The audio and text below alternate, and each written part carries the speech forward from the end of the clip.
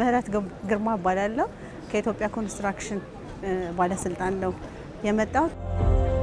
ቢግ 5 ላይ ባየሁት ነገር እጅግ በጣም ተደንቄያለሁ እርግጥ ከዚህ ቀደምም የኢትዮጵያ ኮንስትራክሽን ስራዎች ኮርፖሬሽንን አውቀዋለሁ ግን ደግሞ በዛሬው ኤግዚቢሽን ውሎዬ ኮርፖሬሽኑ አዳዲስ ቴክኖሎጂዎችን በማስመጣት የሚሰራቸውን ስራዎች ሳይ በጣም ነው ደስ ያለኝ እንደ አንድ ኢትዮጵያዊ የሆነ ካምፓኒ በዚህ ልክ ሀገሪቷን የሚያስተዋውቅ ስራ በመስራቱ በጣም ነው ደስ ያለኝ ወጣቶችን ሴቶችን እንዲሁም በኢንዱስትሪው ያሉ ፕሮፌሽናሎችን ለማስተማርና ለማሰልጠን የሚያደርግበትን ርቀትና ጥግ ሳይ በጣም ደስ ነው ያለኝ ሰው የኢትዮጵያ ኮንስትራክሽን ስራዎች ኮርፖሬሽን እንደ ሀገርም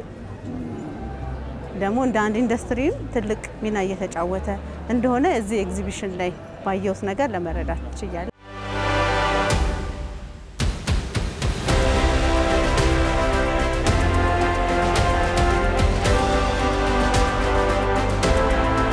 ቢግ 5 ባዘጋጀ ኮንስትራክሽን ኢቨንት ላይ ተሳትፈናል ካየናቸው ውስጥ ECWC እንደ ትልቅ ተቋም ጥሩ የሆነ ነገር አቅርቧልና በተለይ የተለያዩ ትሬኒንጎችን አጠቃላይ አፍሪካ ሀገራት ውስጥ ላሉ ከኡጋንዳ እንዲሁም ከሌላ ከኬንያ ለተለያዩ ሀገሮች ሰዎች እየመጡ በዚህ ትሬኒንግ ሴንተር ስለ ቴክኖሎጂ ስለ ኢንጂነሪንግ ስለ ተለያዩ ትምህርት ዘርፎች ትሬኒንግ እንደሚወስዱ አይቻለውና ይሄ ECWC ምን ያክል ርቀት እንደሄደ የሚያሳይ ነውና በነበረው ፕሮግራም በጣም ደስተኛ ነኝ አሪፍ ነበር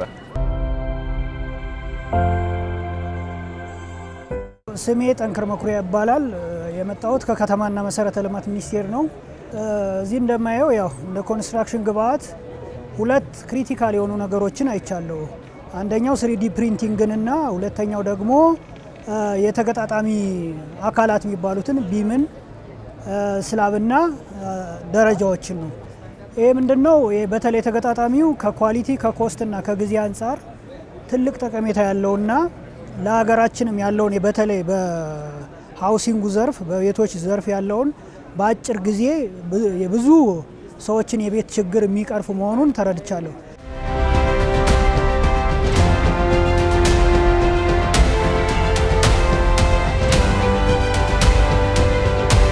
አብነት አበበ ይባላል የአይቢሲ ወይንም ደግሞ ያሁኑ አዲስ አበባ ዩኒቨርሲቲ ሲቢኢ አርኪቴክቸር አራተኛ ዓመት ተማሪ ነኝ ኢሲሲ ላይ ያየሁት ለየት ያለ ነገር ማለት ከዚህ በፊት ሀገራችን ላይ ያልተለመደ ወይንም ደግሞ ሲተገበር ያላየ ነው 3D ፕሪንተሮች አሏቸው ሌላው ደግሞ አዘ ቢልዲንግ ለየት ያለ ነገር ቢም ቴክኖሎጂን የሚጠቀም እንትን አላቸው ኢሲሲ ሀገራችን ላይ ከምናውቃቸው ከኮንስትራክሽን እንዲሁም